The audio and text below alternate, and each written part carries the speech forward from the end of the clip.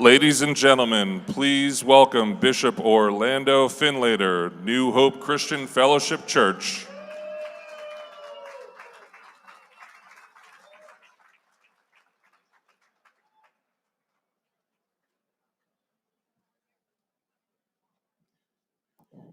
Good afternoon, everyone. It's a cold day, but it's a great day in the city of New York. We have gathered here today to launch a campaign for the city of New York. There's no doubt in my mind, and I'm sure in yours, that we are living in challenging times. But there's hope. Many uncertainties, but there's hope. Many are concerned, but there's hope. Let us stand tall, let us be fearless, and committed to the task at hand. The prophet Micah asks us the question, what does God require of us? To do justice, to love mercy, and walk humbly with our God. My challenge for every New Yorker and everyone who loves New York City, to rise up and let's work with Governor Andrew Cuomo. I have worked with him for years. I'm convinced he is the man and has what it takes.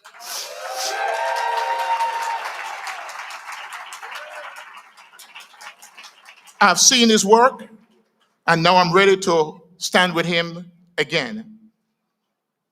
God bless Andrew Cuomo. God bless his family. God bless the city of New York that we all love. Let's support Andrew Cuomo and make him the next mayor of the city of New York. God bless you all.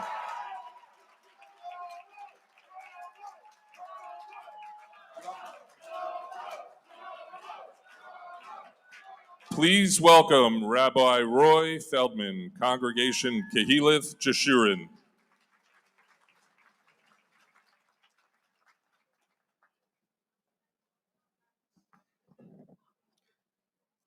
Eternal God, as we gather today inspired by a shared commitment to our beloved city, we ask for your blessing upon all who dedicate themselves to public service and leadership.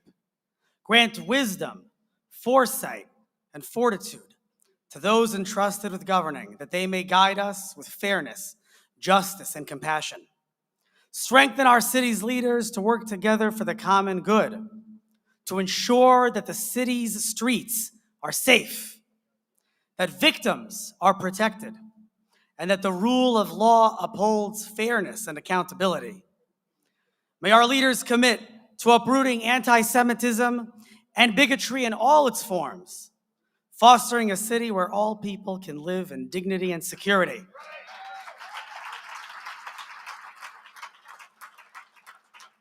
In the spirit of the upcoming Jewish holiday of Purim, we invoke the words of Mordecai, who urged Esther to recognize her responsibility and her opportunity, declaring, "Who knows whether it was for such a moment as this that you attained your position?"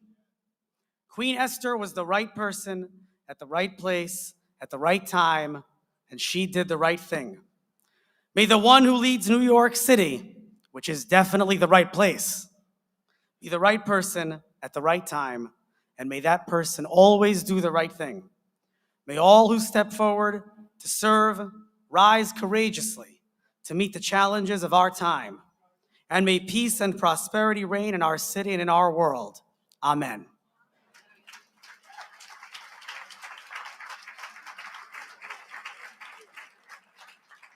Please welcome Paul Capurso, President, Executive Secretary, Treasurer, New York City District Council of Carpenters.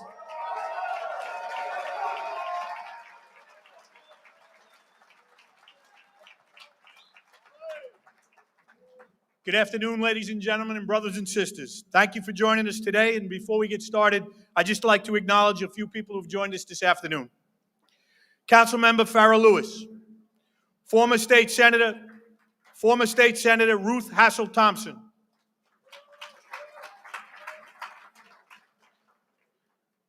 former State Senator Kevin Thomas, former State Senator Nick Spano, my friend Joseph Geiger, Eastern District Vice President, United Brotherhood of Carpenters. Devon Lomax, Political Director, DC9 International.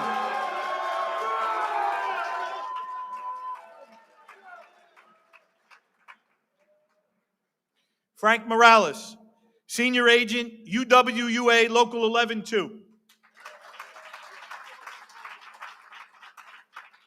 Laura Sword, Staten Island Democratic Party. Anthony Jones, First Vice Chair, Brooklyn Democratic Party. Henry Butler, Vice Chair, Brooklyn Democratic Party. Anthony Lemmy Jr., President, Saul Weprin Dems. And all of our other party leaders, thank you for joining us. It is with my honor that I welcome you all to my headquarters today for this upcoming mayoral election. We screened every candidate, all are friends, but in the end, our delegates were unanimous. Andrew Cuomo needs New York City, and New York City needs Andrew Cuomo.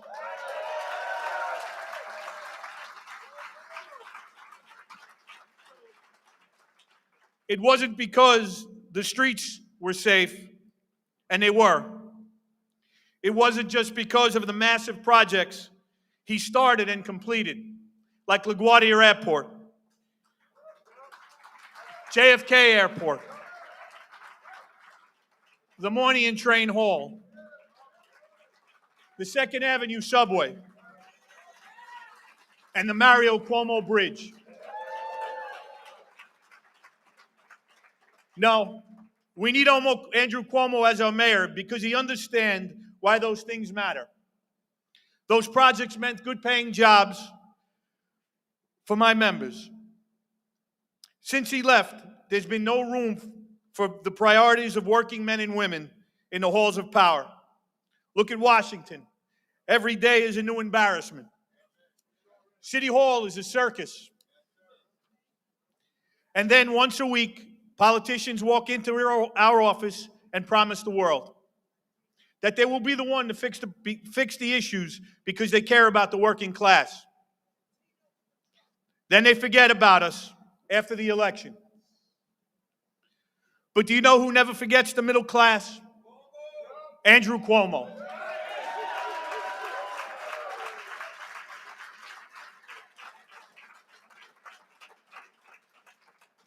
He did the right thing, and he got the job done no matter what the cost. When he was governor, the middle class always came first. The economy was good. Wages rose, and our city streets were safe. That is why we need Andrew Cuomo as our next mayor.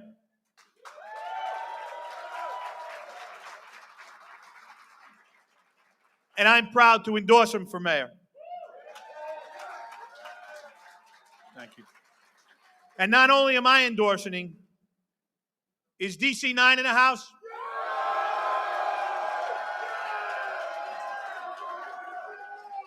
I know that Joe Azzopardi couldn't be here, but on his behalf and with his permission, I also want to announce that the painters and allied trades are also strongly endorsing Andrew Cuomo.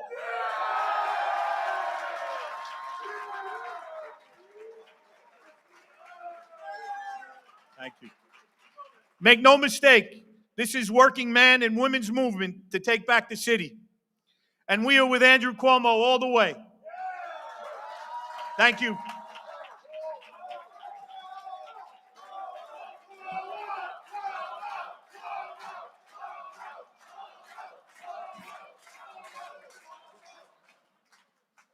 Ladies and gentlemen, please welcome to the stage Mariah Kennedy Cuomo, Cara Kennedy Cuomo, and Michaela Kennedy Cuomo.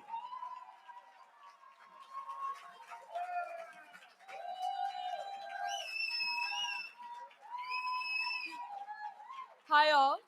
Thank you for being here today. My name is Cara Kennedy Cuomo, and I am a proud Brooklyn resident and even prouder daughter of Andrew.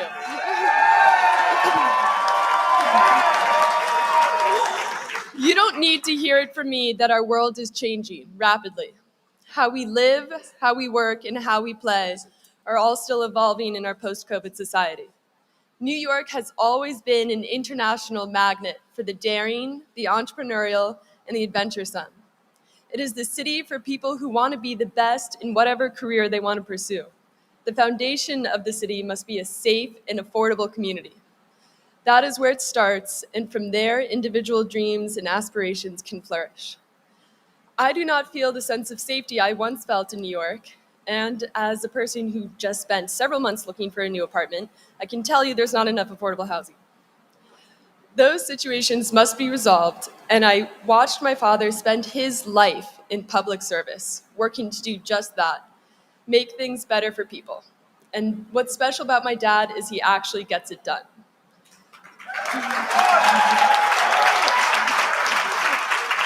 Whether it's helping Puerto Rico after a hurricane, passing new civil rights for people, or building a bridge, he will always get the job done. He always has and he always will, because that's just who he is. And that is his special gift, which he really should bring to public service because New York City needs him now.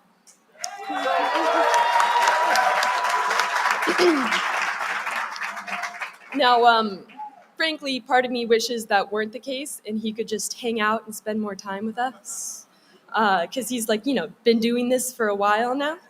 But I believe it's his calling and he has my full support and my full heart.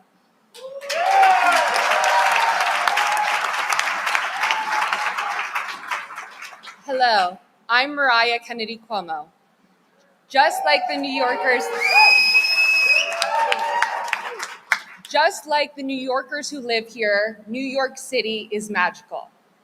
New York City welcomes all. It captivates and inspires the people who live here, who have visited here, and who wish to one day come to the greatest city in the world. New York needs experienced, capable, dedicated leadership, which I've seen my dad exemplify throughout my life. During the COVID-19 pandemic, while quarantining with my family in Albany, I saw my dad work day and night, pouring every ounce of himself into the task at hand as governor. He gave daily press conferences 100 days in a row. He was honest and comforting, ensuring that the people of New York knew the facts and felt that they were understood.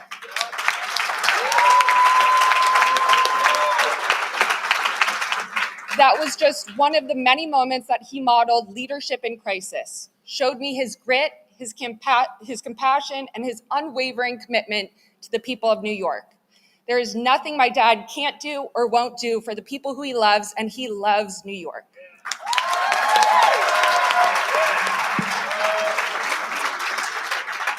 Hello, I'm Michaela Kennedy Cuomo. Thank you.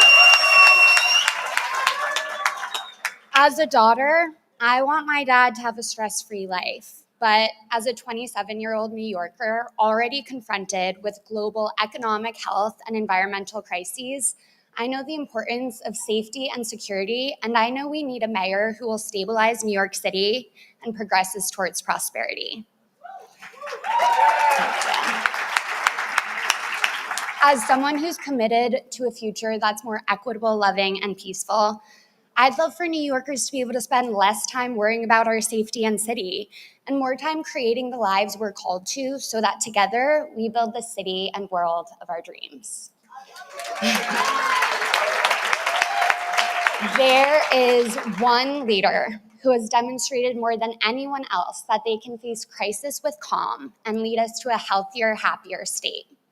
Please join us in welcoming the solution to our challenges, the embodiment of New York's strength, resilience, and heart, the leader we need to build the future we deserve, our dad, Andrew Cuomo.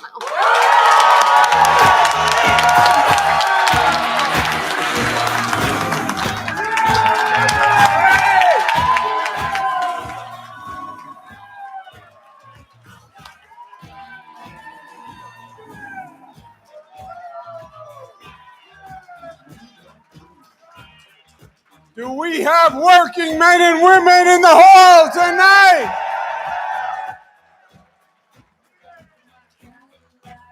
Thank you. Thank you very much.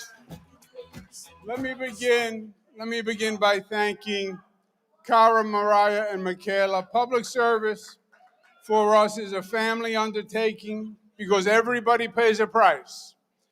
And I want to thank them for giving me the strength, the support, and the love to go forward. I would not do it without them, and I couldn't do it without them. Thank you, Cara, Mariah, Michaela.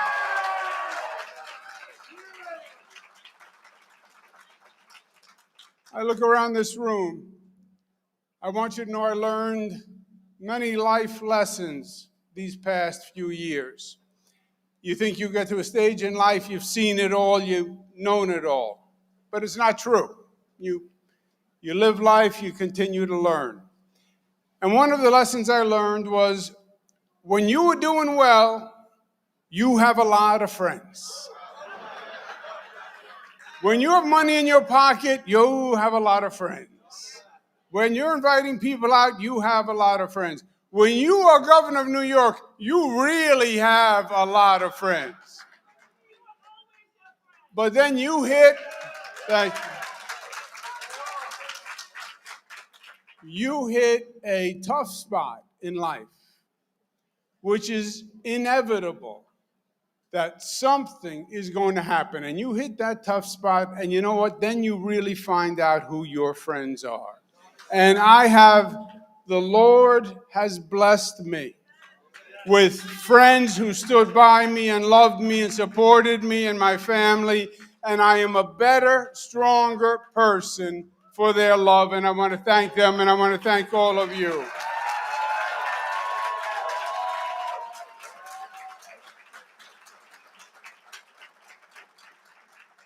I want to thank the great Assemblyman Eddie Gibbs, who's here from Harlem, with our friends from Johnson Houses. I want to thank Bishop Findlater and Rabbi Feldman for your inspirational words. Thank you so much. Thank you. Thank you. Our host, Paul Caperso, the Carpenters, and Joe Geiger, the big man, is here. The big man is in the house.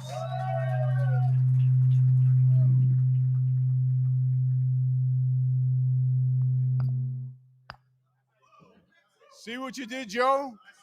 That was the electricians. There are no electricians in the house today. Okay. I want to thank DC9, the Allied Trades.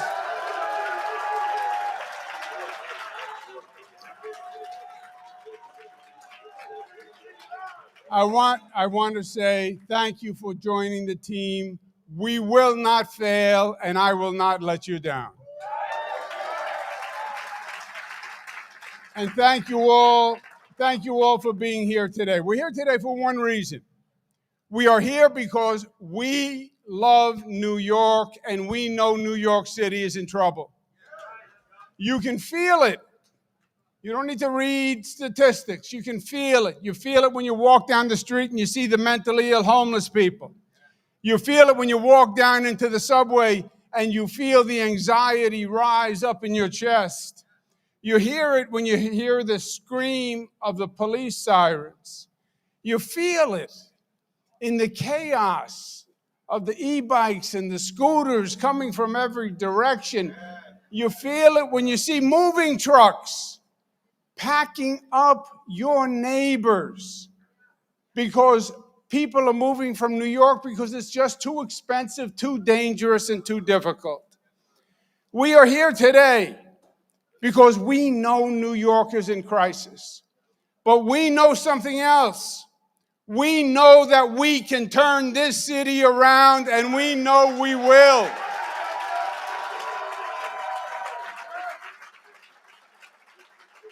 We know the problems. We know the problems, but we also know the solutions. We know that our people need to feel safe. And we know that these politicians now running to be mayor made a terrible, terrible mistake. They uttered the three dumbest words ever uttered by a government official: cut police funding. They cut $1 billion from the police budget. What did you think was going to happen? It created a city in chaos. People got hurt. It was a deadly mistake. It wasn't progressive politics. It was regressive. 75% of the victims of crime are black, brown, or poor. They should have done the exact opposite. We need more police in our subways, more police in our high crime areas, more police to stop the number of recidivists. Because nothing works if people don't feel safe, and public safety is still job one. And they made it worse, supporting these democratic socialist candidates that released a wave of anti-Semitism throughout our city, which has been toxic to this city. And New York is better than this.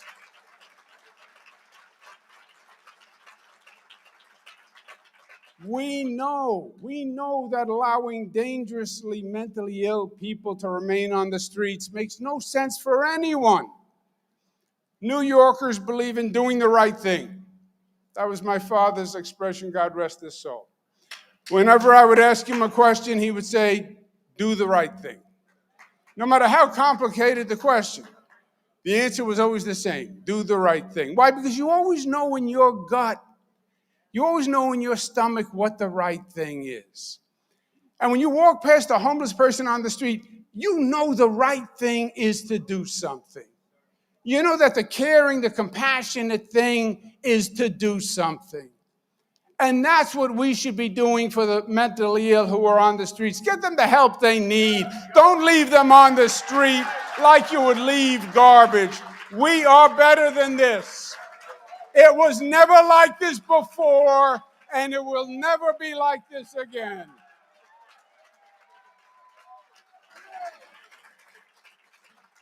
We know that too many men and women just can't afford to live here anymore, and that we need to lower taxes on working families, and we need to build affordable housing.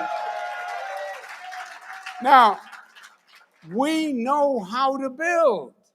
Look around you. We built the greatest city on the planet. We built the Empire State Building in 1 year in the middle of the Great Depression. Don't tell me we don't know how to build. We just have to stop talking about it and start doing it. And government has to get out of its own way and let New Yorkers get to work. And let's build thousands of units and create thousands of new jobs. And let's do it now.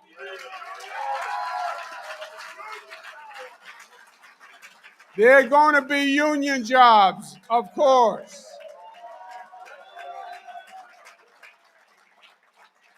We are here because we know we can turn New York City around.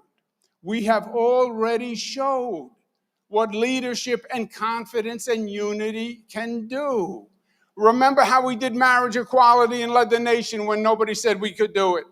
How we respected workers with the highest minimum wage in the nation when no one said we can do it. When we passed the best gun safety law in the nation when no one said we could do it. The best paid family leave program. The highest minority business participation. Free college tuition for the middle class. The most aggressive green energy plan in the United States. That's what we did. And that's who we are. And that's what we're capable of.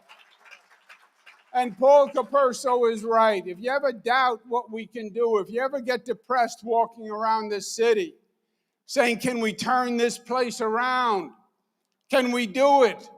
Go look at the new LaGuardia Airport that went from the worst to the best.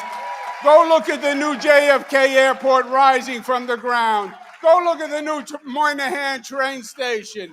Go look at the 2nd Avenue subway. Go look at the Mario M. Cuomo Bridge. God bless him. The largest infrastructure project in the United States of America. We know we can do it because we have done it. Government just has to get out of our way. We know we can rise up, and we know we can come back because we are New Yorkers. And we are a special breed as New Yorkers. You have to be to live in this town. We are New York tough. You knock us down, we don't stay down. We get up smarter and stronger than ever before.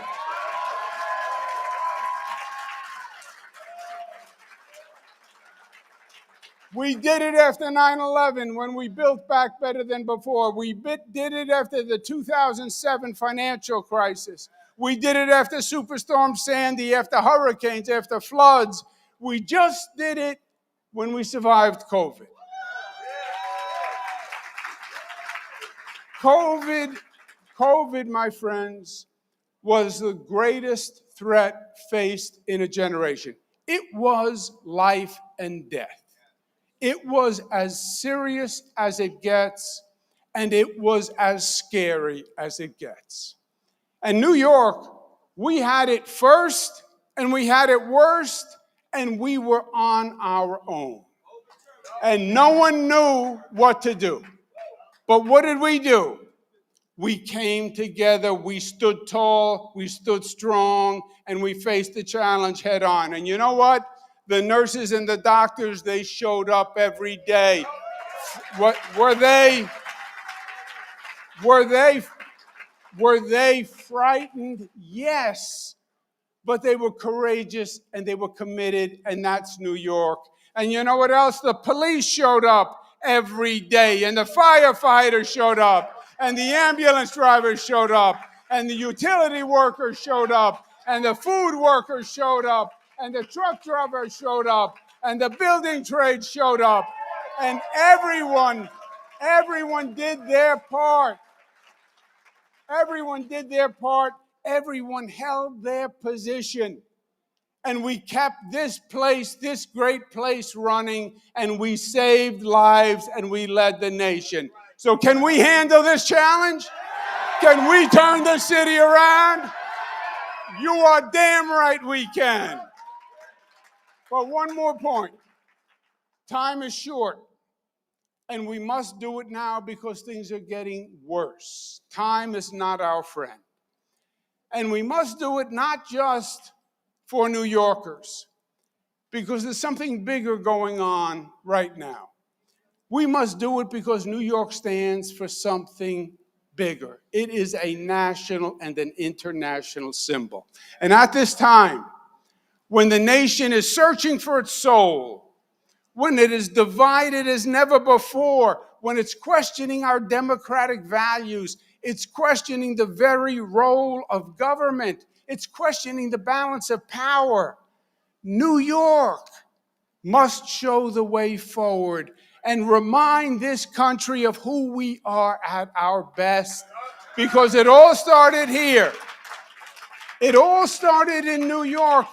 This was the epicenter. It is this country's past, and it forecasts our future.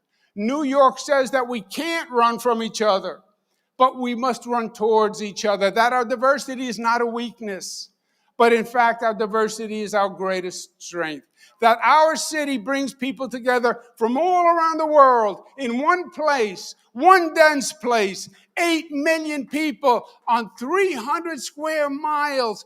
It is a cauldron of humanity.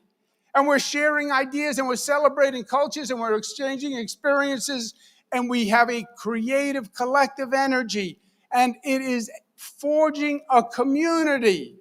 Somos uno. And in that unity is the greatest strength, and no one can divide us, and nothing can stop us.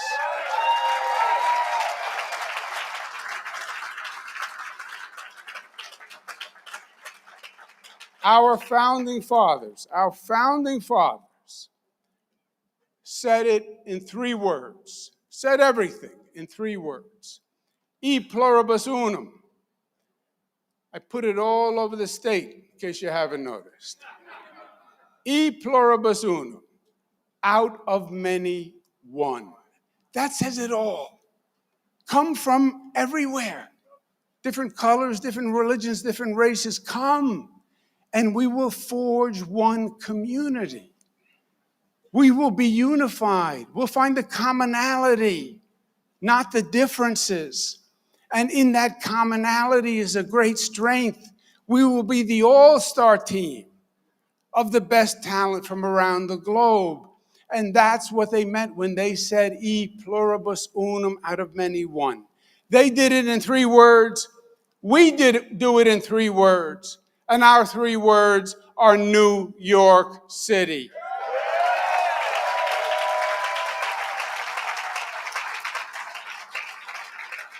And that, my friends, that is why this city is unique. That is why it is special. That's why people from all around the world wear a t-shirt that says New York City. And when you go up to them and you ask them, have you been to New York City? They say, no. Well, do you plan to go to New York City? No. Well, then why are you wearing the shirt? Because it's New York City. That is what makes us the international phenomenon. That's what is the place that draws people from around the world. That's why we love this city, because it is the heart of the American dream. And that is why this city must not just survive, but thrive. And that is why we are committed to leaving our children a New York that shines brighter and stronger than ever before. And that is why we will do everything we can to fight to save this city. We are not going to let it go down. We are not going to let it decline. We are going to make it better than ever before. Are you ready to join me? Are you ready to save our city? Are you ready to make New York better than ever before? Let's do it. Let's do it together. And let's start now. God bless you and thank you.